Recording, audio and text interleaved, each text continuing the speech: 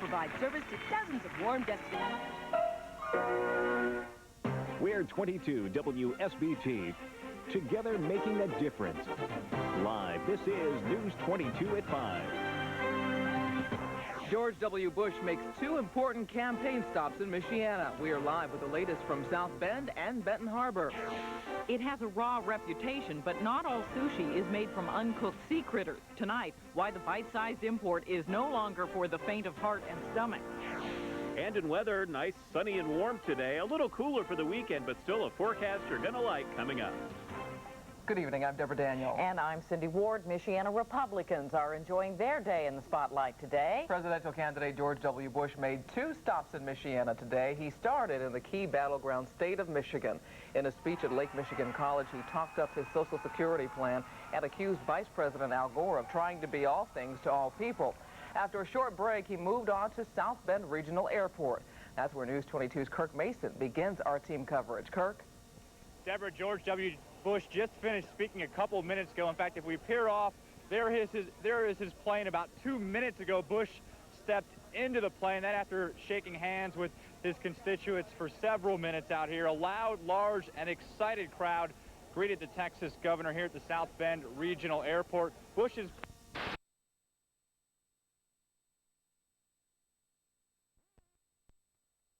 I'm Mike Collins. We're going to take a brief break from our regular programming to give you some live coverage of Campaign 2000.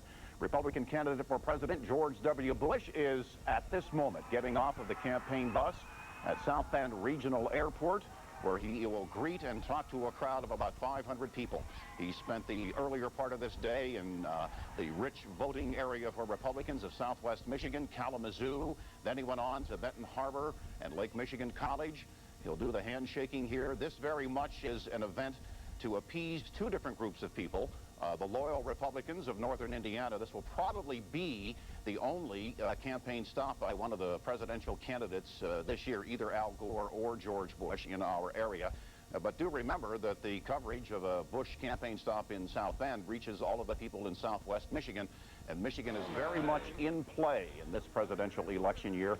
The last poll that we looked at, the Electoral College vote was tied at about 205.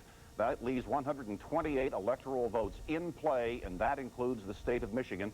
You can see Digger Phelps there, who was very close, by the way, to George W. Bush's father, the president, and he's just greeting him there.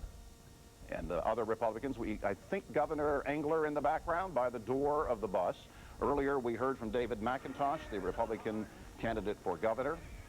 Chris Chicola, the candidate for Congress in the 3rd District, got the honors of introducing Governor Bush here. Dan Coates, the former senator, also spoke. And now let's hear from George W. Bush. Hi, Casey. Good to see you all. Thanks for coming.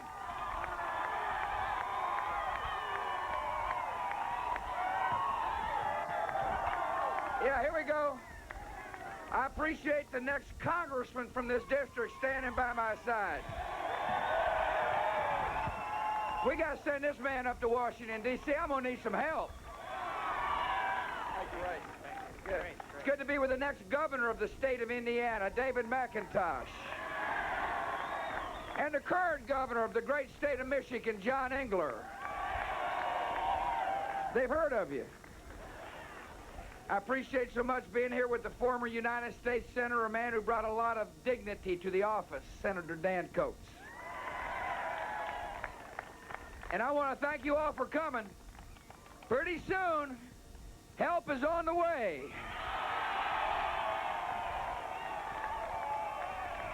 Everything you want to read in the palm of your hand. All of these books, newspapers, magazines, right here in this pile, have been loaded to this little e-book. So you never have to, it's amazing because it changes your vacation. I used to be lugging up the whole luggage of books around.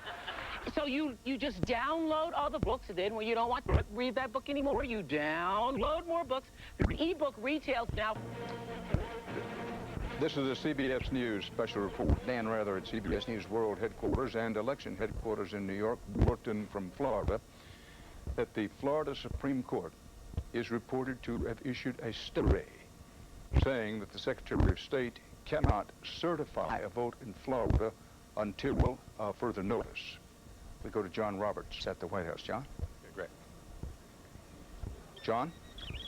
Dan, this is obviously very big for the Gore campaign. In fact, pardon me for just a second here. Dan, it's very big, obviously, for the Gore campaign because they had been looking to the court, the Supreme Court of Florida, for relief to stay Katherine Harris's declaration of a certification for the election. They were planning on going into court had this stay not been issued to challenge the actual results of the election, and that would have been a fight that would have begun probably next week and would have taken some time. So now, Dan, I think what they're trying to do is they're trying to get a hold of these votes that they're recounting in Palm Beach and in Broward County, and they want to get those all together as quickly as possible so that they can take those to the Board of Canvassing of the state of Florida and say, here's what we found. We've either come close or we've gone over the top, and therefore we believe that our side has prevailed in this. Dan? John Roberts. Now, ladies and gentlemen, everybody realizes how complex this story is. So we want to back away for just a moment, what we call on television a wide shot. Go to Andrew Cohen, our CBS News legal consultant in Tallahassee. First, Andrew Cohen, exactly what is it that the Supreme Court has ruled? And secondarily, why is it so important to the Gore forces? Dan, the stay means that everything stays in place. The Secretary of State apparently cannot certify the results of the election. She can't make it official that George W. Bush, presumably after the absentee ballots are all counted, is the winner. We're going to the Supreme Court. We'll be back to you soon, Andrew Cohen. The Supreme Court, here's the announcement. Okay, can you hear me now? Okay, I'm talking as loud as I can.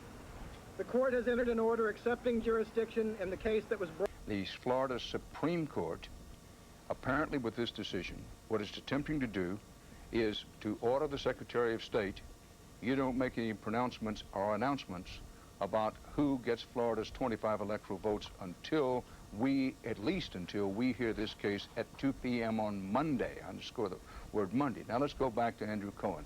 And Andrew Cohen, take us again through this. Sorry I had to interrupt you for that announcement. But exactly what has happened here and why is it so significant?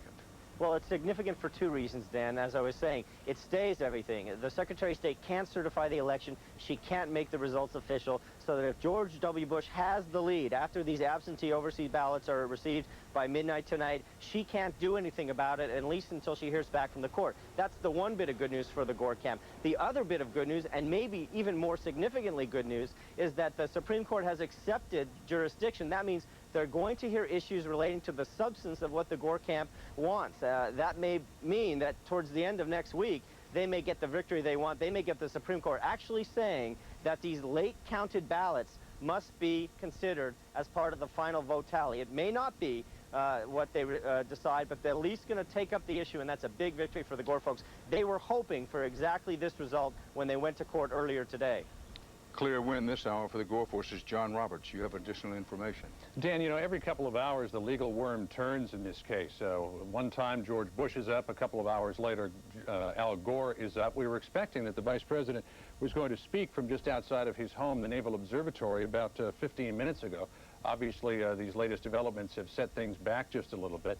He was going to come out and, with all of the legal wrangling that was about to take place, try to urge calm and patience and say, we have a process that's in place here. Let's let it go forward. We believe that the Supreme Court of Florida is the appropriate body to decide whether or not these hand-counted ballots should be allowed to be included in the overall total of the certified election. By implication, he would be saying Katherine Harris is not the one who should have jurisdiction over that. Dan, this obviously is not the final say in this. The court is going to hear arguments, but certainly it buys them some time. And that's what they have been looking for. They've got the count ongoing in Palm Beach now, the count ongoing in Broward. Unofficial interim results of those counts are leaking out.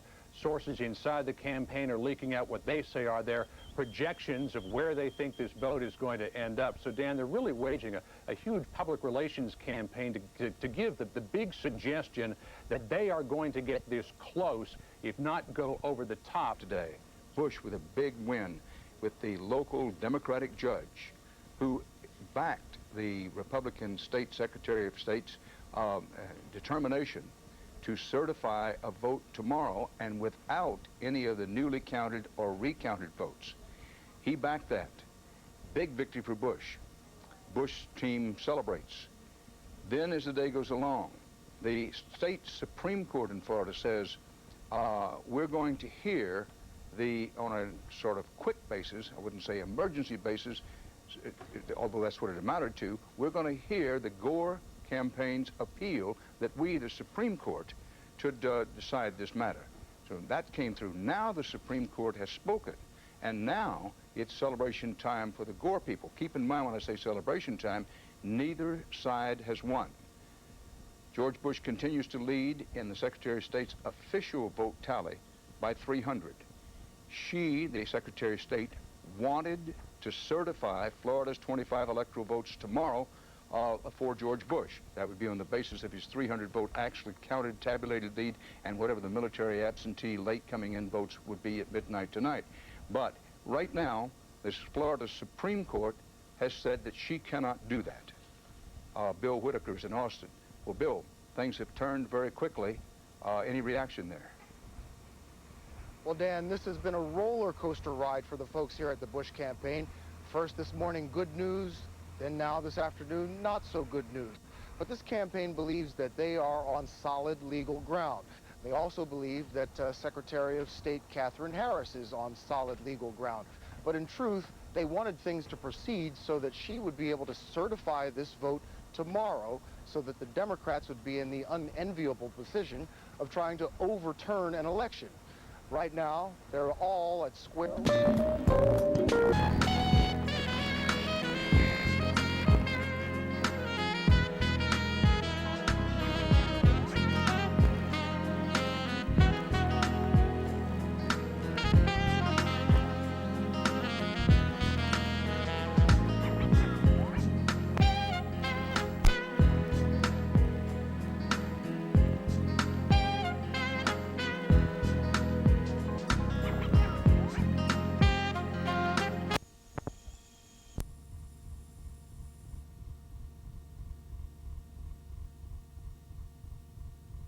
I want to be clear, neither Governor Bush, nor the Florida Secretary of State, nor I will be the arbiter of this election.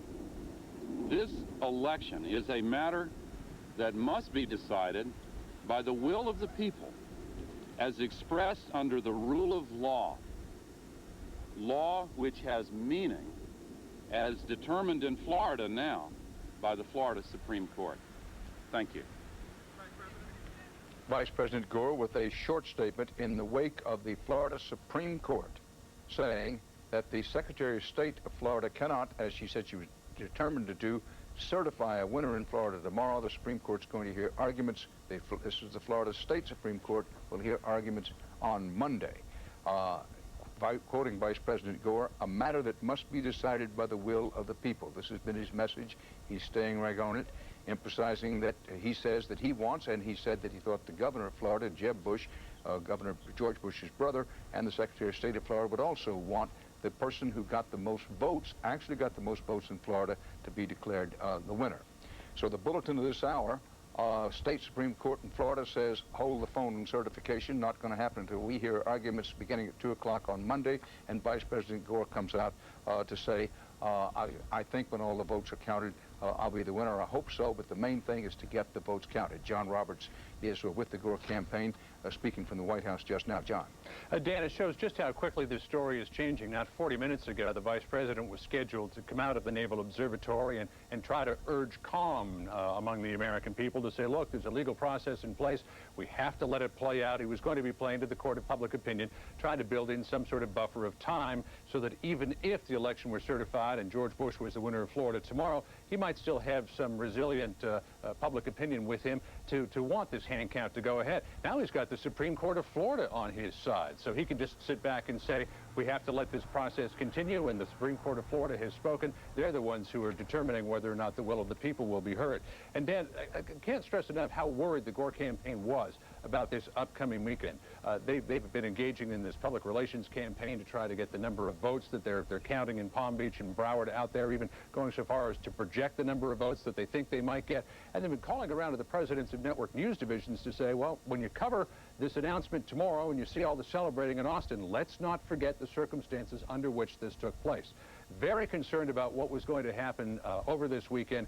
Now they've got themselves some time, Dan, and their goal now is to, in that time, try to put together as many votes as they can so that they can hold them up and say, here's where we are. Now, are we going to let the will of the people be heard? Dan. John Roberts, in fairness, we said this morning that when the local judge ruled against Al Gore, that if not a bullet through the heart, it was a bullet close to the heart. Well, it turns out we're not as close as it might have appeared at that time, because now the Supreme Court has spoken in Gore's favor for at least the moment. We'll be back on the air on this CBS station whenever news breaks out, and I'll see you later on the CBS Evening News. For now, adios. Talk to you later. Bye. Girl, you do too. That's cool. Thanks, Bet. Okay, as you know, I love a great book. This delightful children's book is... bye, Bet. Stop talking. Okay, this is a delightful children's book. Those of you who have kids, you might have heard of it, but if you haven't, I just love this book. I love it so much, it's like on the counter of my kitchen table. It just stays there like a piece of sculpture. I love it. It's called If You Give a Pig a Pancake. It just thrills me. Sometimes I'll get up in the morning and I'll see it and I'll go, if you give a pig a pancake, you'll have to give her some of your favorite maple syrup, too. It's adorable, and everybody in our studio audience is going home with, if you give a pig a pancake. Our friends at Brookstone have sent everybody their own talking photo frame. Brookstone! They're the CD player, too. Coming up, at the age of 14, she has the voice of an angel, remembering her spirit, with opera singer Charlotte Church when we come back.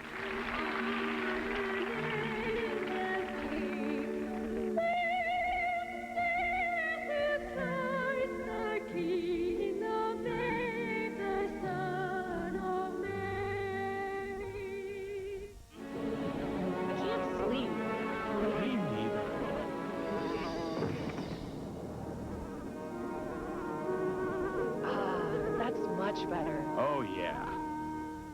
For a good night's sleep where you wake up feeling rested and refreshed, you need Book Outs. Featuring Sealy Posturepedic with the patented Sealy sleep system and the Posturepedic